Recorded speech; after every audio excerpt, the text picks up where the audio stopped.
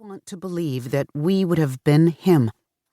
We might feel certain that were we Aryan citizens under the Third Reich, we surely would have seen through it, would have risen above it like him, been that person resisting authoritarianism and brutality in the face of mass hysteria. We would like to believe that we would have taken the more difficult path of standing up against injustice in defense of the outcast. But unless people are willing to transcend their fears, endure discomfort and derision, suffer the scorn of loved ones and neighbors and co-workers and friends, fall into disfavor of perhaps everyone they know, face exclusion and even banishment, it would be numerically impossible, humanly impossible, for everyone to be that man. What would it take to be him in any era? What would it take to be him now? Part 1. Toxins in the permafrost and heat rising all around. Chapter 1. The Afterlife of Pathogens. In the haunted summer of 2016, an unaccustomed heat wave struck the Siberian tundra on the edge of what the ancients once called the end of the land.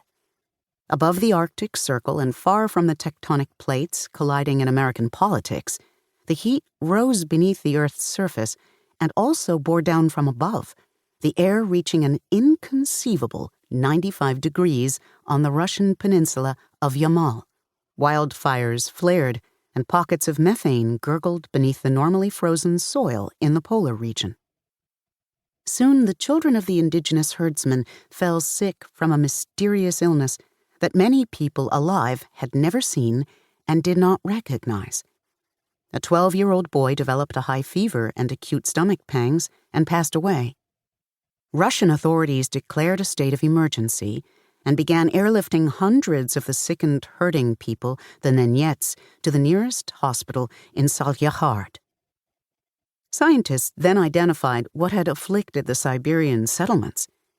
The aberrant heat had chiseled far deeper into the Russian permafrost than was normal and had exposed a toxin that had been encased since 1941, when the world was last at war.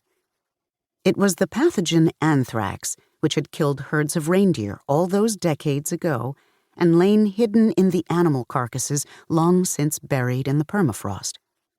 A thawed and tainted carcass rose to the surface that summer, the pathogen, awakened, intact and as powerful as it had ever been. The pathogen's spores seeped into the grazing land and infected the reindeer and spread to the herders who raised and relied upon them. The anthrax, like the reactivation of the human pathogens of hatred and tribalism in this evolving century, had never died.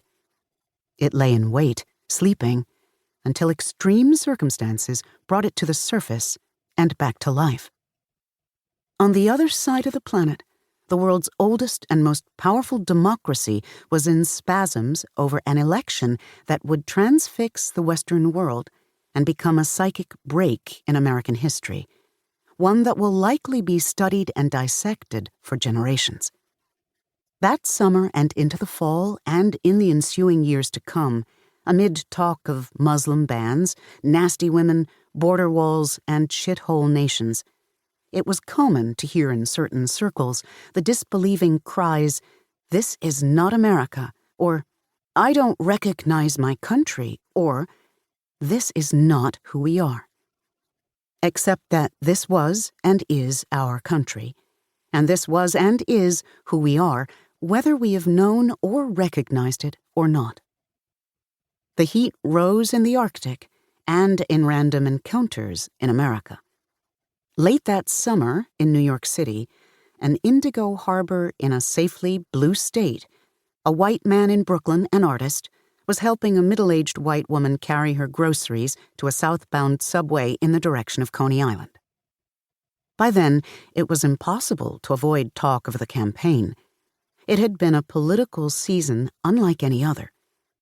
For the first time in history, a woman was running as a major party candidate for President of the United States. A household name, The candidate was a